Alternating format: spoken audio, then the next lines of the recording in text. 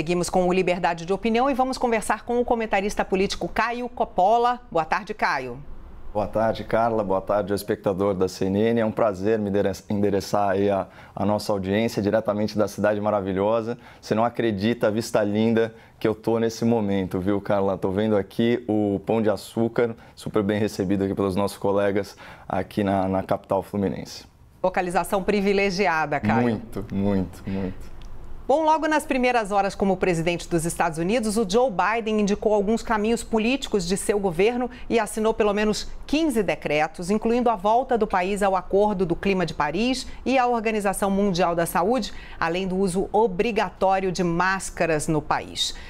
Caio, as primeiras ações de Biden indicam um novo caminho para a política dos Estados Unidos. A volta do país ao Acordo do Clima de Paris revela que Biden vai focar nas políticas ambientais e como o Brasil pode ser afetado com isso. Bom, eu acho que a gente não pode falar em novo caminho na política americana, porque não existe rigorosamente nenhuma grande novidade nessas ordens executivas do presidente recém-impossado. São ações que espelham as diretrizes de um partido democrata cada vez mais radicalizado e cada vez mais distante, dos ideais liberais dos pais fundadores, dos Estados Unidos da América. Então, a gente vê medidas, que prestigiam o multilateralismo sem justa contrapartida e ferem a soberania, a primazia do interesse nacional. A gente vê algumas medidas que incentivam a ilegalidade na imigração e desestimulam a coesão social, seja pelo idioma, pela cultura, pelos valores comuns. Há a sinalização de elevados gastos com assistencialismo. Isso vai na contramão da administração anterior, que focou as suas ações na redução de impostos para empresas, para famílias. Isso para quê? Para estimular a economia. Então, muito do que será feito é uma derivação aí das políticas da gestão Obama. Aliás, eu queria só pontuar algumas curiosidades, para quem quer enxergar um pouco além do marketing, da narrativa progressista que imperam por aí. Nos primeiros meses de mandato, lá em 2009, sem que ele tivesse registrado qualquer êxito na sua política externa, o Obama ele já foi agraciado com o Prêmio Nobel da Paz por dar à humanidade a esperança de um futuro melhor. Essa é foi a justificativa do comitê norueguês. Então, o tempo passou, o Obama se tornou o único presidente americano a completar 8 anos no cargo com as suas tropas em combate ativo no exterior.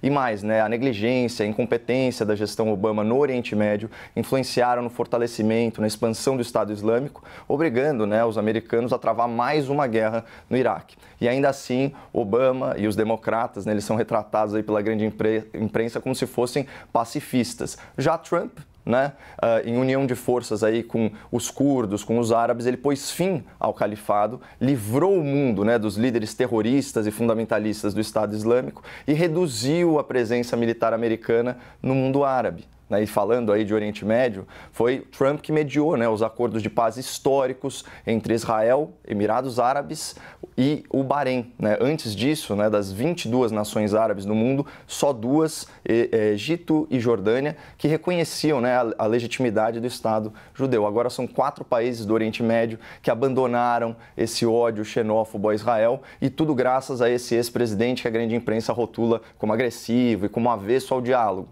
Mas quando a gente analisa esses e outros resultados, em apenas 4 anos, o Trump fez muito mais pela paz no mundo do que o Obama e o Biden nos seus 8 anos. Um outro ponto muito importante agora, sobre política doméstica. Os democratas, eles são retratados aí como o partido da empatia, o partido da inclusão, o partido do acolhimento a imigrantes. Essa imagem, ela não condiz com a realidade dos fatos. O Obama era conhecido como Deporter in Chief, ou seja, deportador em chefe. E não apenas por ter endurecido as políticas de imigração, mas também por ser o recordista em processos de deportação.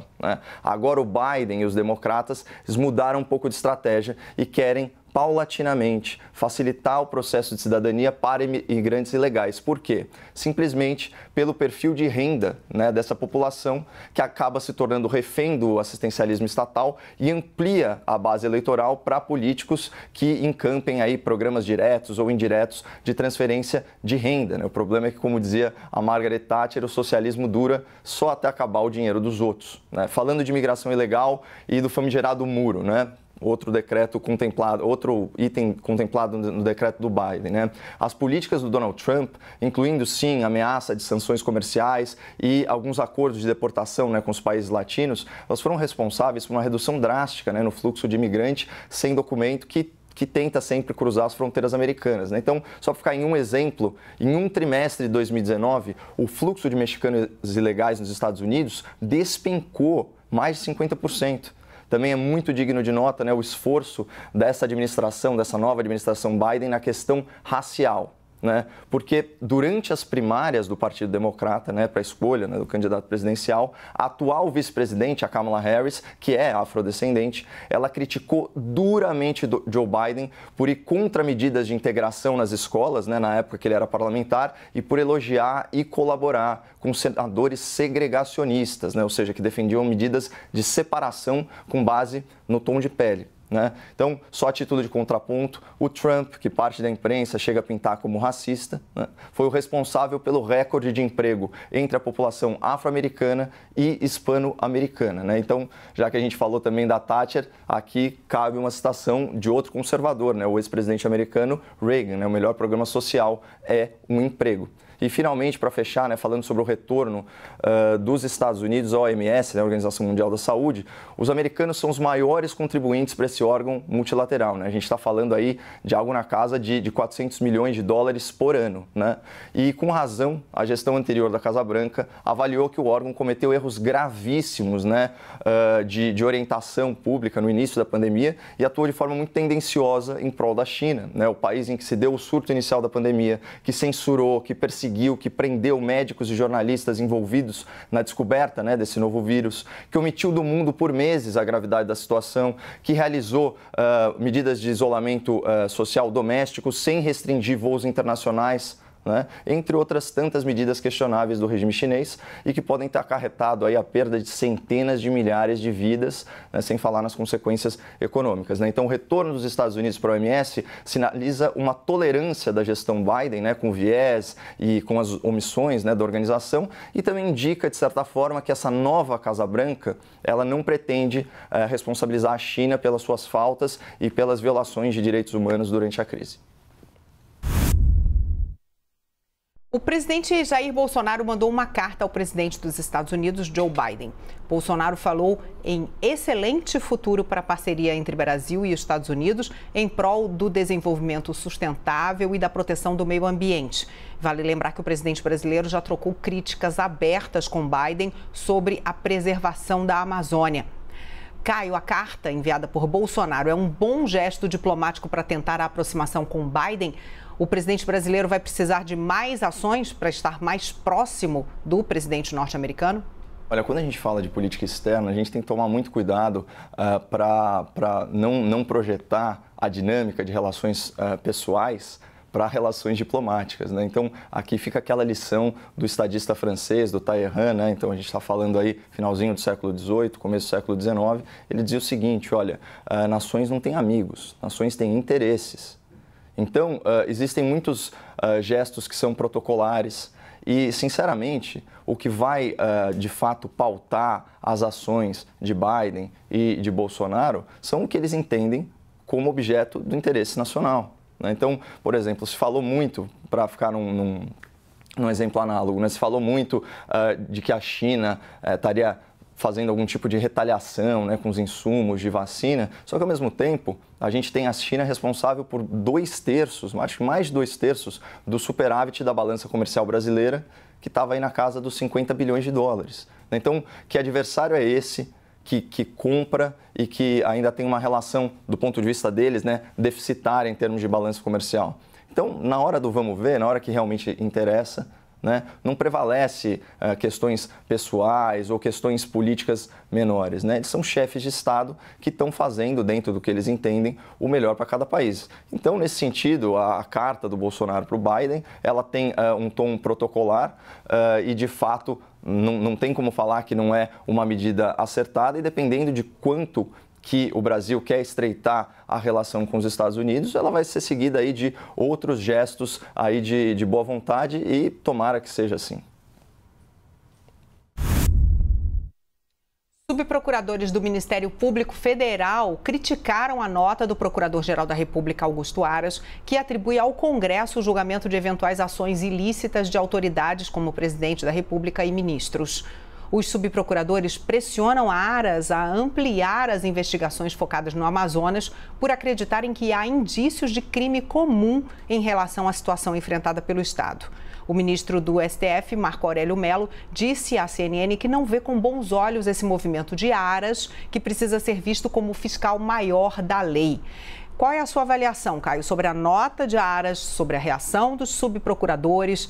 Quem deve dar andamento às investigações que julgam autoridades? A PGR ou o Congresso? Ela só numa nota preliminar, eu tenho medo até de perder meu emprego para algum ministro do STF, né? Então, eles não se portam, né, como autoridades de Estado, né, do Poder Judiciário, né, como instância máxima para a solução de conflitos, né? Eles são comentaristas, né? Se tornaram comentaristas políticos, se tornaram comentaristas de pautas econômicas, né? Eu acho que é um desserviço para a República essa espetacularização das próprias funções e, inclusive, que extrapola, né? Enfim, as incumbências e as atribuições que lhes são garantidos aí pela lei nacional. Mas, enfim, eu não lembro quem que usou essa expressão, mas eu achei muito feliz, né? Falou assim, ora, o Aras deu uma resposta para uma pergunta que não foi feita, né? É uma nota mal redigida, né, que, enfim, parece que sinaliza, eu não sei se isso foi uma resposta a pressões para aspectos relacionados ao impeachment.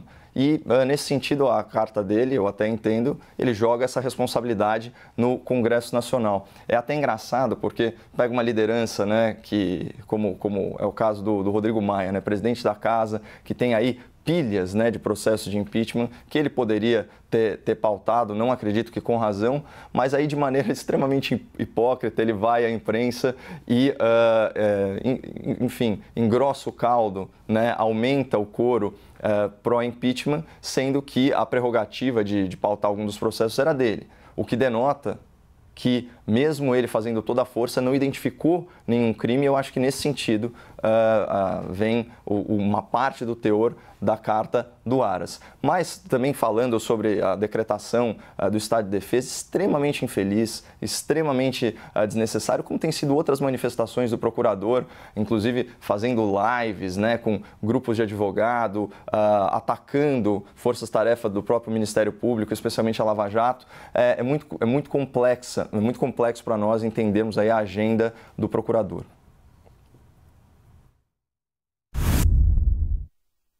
O ministro Luiz Roberto Barroso, do Supremo Tribunal Federal, foi escolhido para decidir como será a votação para a presidência da Câmara.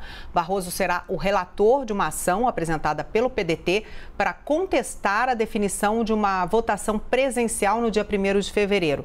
Nessa ação, o PDT pede a inclusão da possibilidade de voto remoto num sistema que ofereça a possibilidade de votos tanto presenciais como à distância. Segundo a ação, o PDT quer evitar aglomeração devido à pandemia da Covid-19. Então, a pergunta é, Caio, na sua opinião, a votação para a presidência da Câmara deve ser presencial, deve ser remota ou híbrida, conforme a proposta, parte presencial, parte remota? Essa ação tem por objetivo a questão sanitária ou envolve aspectos políticos? Olha, seguindo a lógica, né, adotada majoritariamente pelo poder público ao longo dessa pandemia, não deveria haver qualquer restrição para formas remotas de votação, como, aliás, tem sido feito em relação a várias outras leis. Então, qual que é o problema, né? Uma vez garantida a segurança da votação, qual é o problema que o parlamentar vote de forma remota? Né? Querendo ou não, a gente está aí diante de uma doença que não tem tratamento, não tem cura, né, e cuja vacina não tem uma eficácia de 100% e ainda está demorando a chegar. Então, estamos na mesmíssima situação, né, mas, claro, pela questão política de querer fazer aquela coisa mais olhos nos olhos, né, muito mais fácil, são políticos, né, então eles são pessoas persuasivas por natureza e por profissão. E muito disso, né, envolve contato pessoal. Agora, eu não acho, é muita incoerência, né, você abandonar, né, todo um histórico de escolha enfim, pela manutenção, né, de protocolos aí de segurança, de higiene, de distanciamento social, de isolamento social propriamente dito, só para uma votação específica de forma desnecessária. Então, mais uma vez, a gente vê que quando há que ser feita uma escolha entre ciência, ou melhor, entre saúde, vamos dizer assim, e a política, eles optam pela política. Então, isso daí eu acho que é ponto pacífico na discussão. E também numa última nota, vamos lembrar que tem vários parlamentares aí que integram um grupo de risco para a Covid-19, então eu acho que seria até imprudente não ter a possibilidade de votação remota desde que a segurança da votação fosse garantida.